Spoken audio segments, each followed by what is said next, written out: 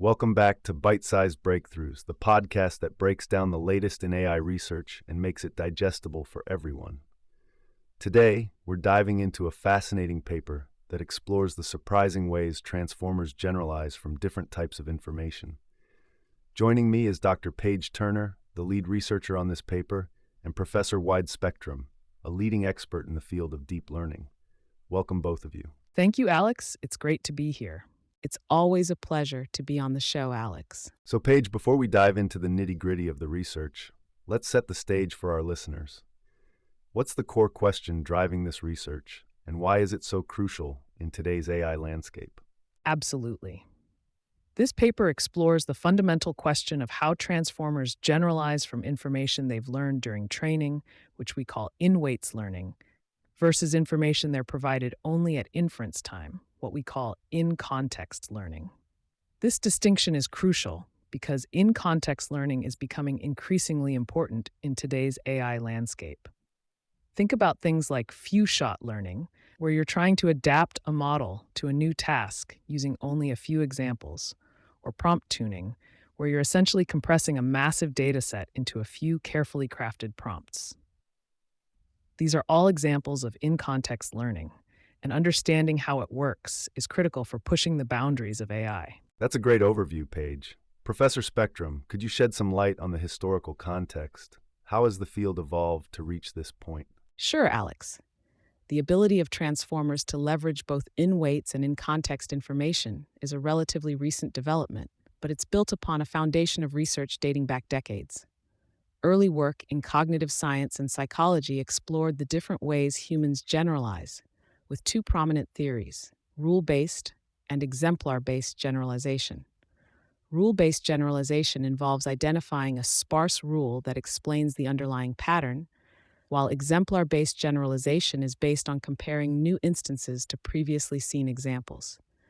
This paper cleverly adapts these theories to investigate how transformers generalize in the context of machine learning. So we're essentially exploring how these two approaches to generalization manifest in the behavior of AI models. Precisely. And that brings us to the key contribution of this paper.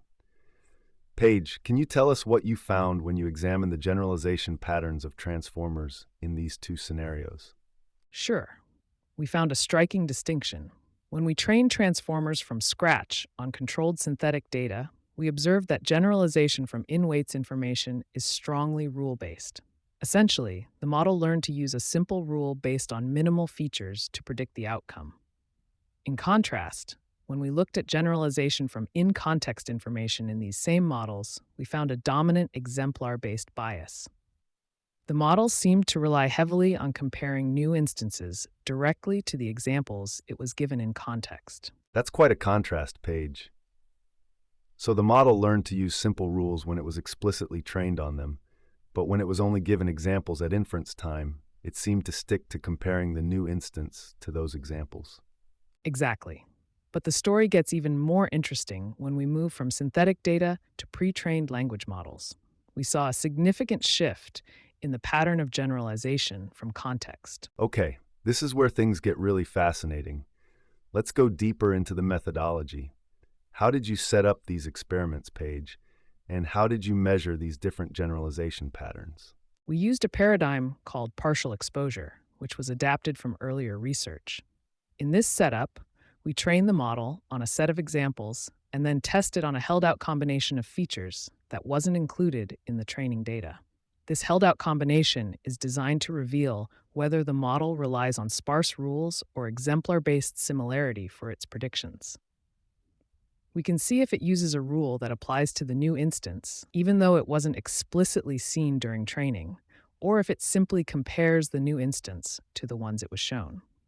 So the test is specifically designed to separate these two types of generalization, rule-based and exemplar-based. That's right. For instance, let's say the model sees examples of red circles and blue squares. The held-out combination could be blue circle. If the model generalizes rule-based, it might identify that the color is the key feature for classification and predict that the blue circle is also a square based on the rule that blue things are squares. But if it generalizes exemplar-based, it might simply look at the blue circle and compare it to the red circles and blue squares it saw before, potentially even producing a new label it's never seen before. It might predict something like blue thingy based on the similarity to the other examples. That's a fantastic example, Paige. So you use this partial exposure method to test both trained from scratch transformers and pre-trained language models. What did you find in the pre-trained language models? In the pre-trained language models, we found a surprising result. In-context learning was significantly rule-based, particularly in larger models. This is quite different from the models trained from scratch on synthetic data, which exhibited a strong exemplar-based bias from context. This led us to believe that the structure of language itself might be influencing the transformer's ability to generalize rule-based from context. That's a fascinating implication, Paige. Professor Spectrum, can you elaborate on why language might favor rule-based generalization? It's certainly a compelling observation. Think about the nature of language. It's inherently combinatorial, based on rules and patterns. For example, in English, we can combine words to create new phrases and sentences, following specific grammatical rules. This structure, which is largely absent in the synthetic data used in the first experiment, might pressure large language models to pick up these underlying rules and apply them to new situations, even when they're only given a few examples in context. Essentially, the language models are learning to infer the rules governing the language, even when they're not explicitly told what those rules are. So it's like the models are essentially figuring out the grammar of language as they go. That's a very powerful idea. But, Paige, how do we know that this rule-based generalization in language models isn't just a side effect of their size? That's a great question, Alex. To address that, we looked at language models of different sizes.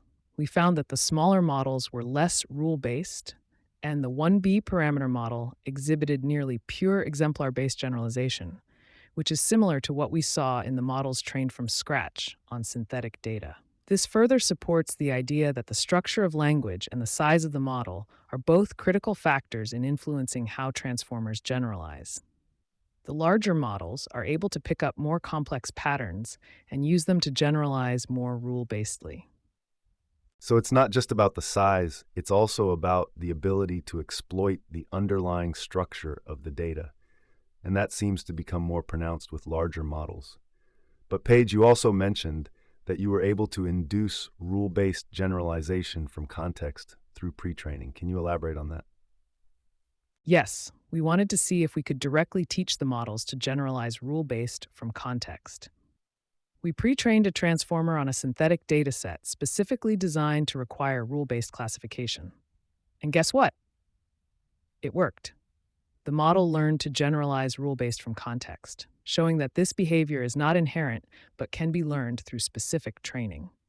This further supports the idea that the structure of the training data has a huge impact on how transformers generalize. That's a significant finding, Paige. It shows that we can potentially design datasets and pre-training strategies to shape the generalization patterns of transformers, which is very exciting.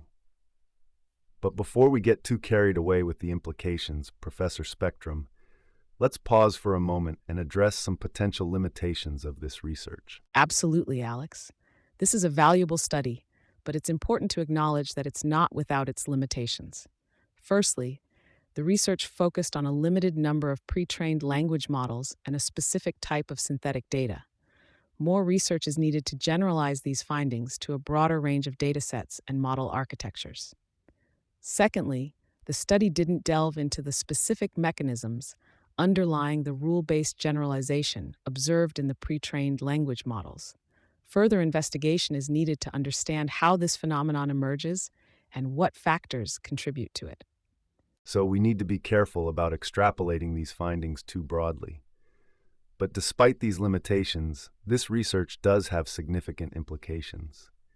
Paige, what are some of the key areas where this work could have a major impact? This research has implications for several areas. Firstly, it helps us understand how to leverage the power of in-context learning in large language models. Since these models seem to generalize rule-based from context, we might be able to achieve more efficient and robust learning with fewer examples. Secondly, the The findings suggest that model size and the structure of training data play a crucial role in shaping the inductive biases of transformers. This highlights the importance of careful dataset design and model architecture selection. Lastly, it opens up exciting new avenues for exploring how to design pre-training strategies that encourage rule-based generalization from context, which could lead to more efficient and effective in-context learning. Those are very important implications, Paige. Professor Spectrum, any final thoughts or insights from your perspective? This research is a valuable contribution to our understanding of how transformers learn and generalize. It's a crucial step in building more robust and efficient AI systems. The findings suggest that we need to be mindful of the structure of the data and the size of the models when designing AI systems. This research also points to the exciting potential for developing new techniques for in-context learning that can leverage the power of rule-based generalization in large language models. Well said, Professor Spectrum. It seems we've come full circle. To summarize, we've seen that transformers trained on controlled synthetic data generalize rule-based from weights and exemplar-based from context. However, large language models trained on natural language exhibit more rule-based generalization from context, especially with larger models.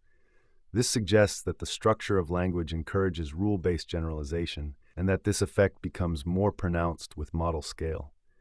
We've also seen that rule-based generalization from context can be induced through pre-training, which further highlights the importance of training data in shaping the inductive biases of transformers.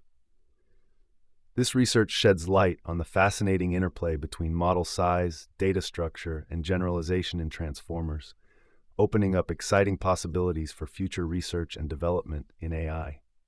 Thank you for joining us, Paige and Professor Spectrum. This has been an enlightening conversation. It was a pleasure, Alex. My pleasure, Alex.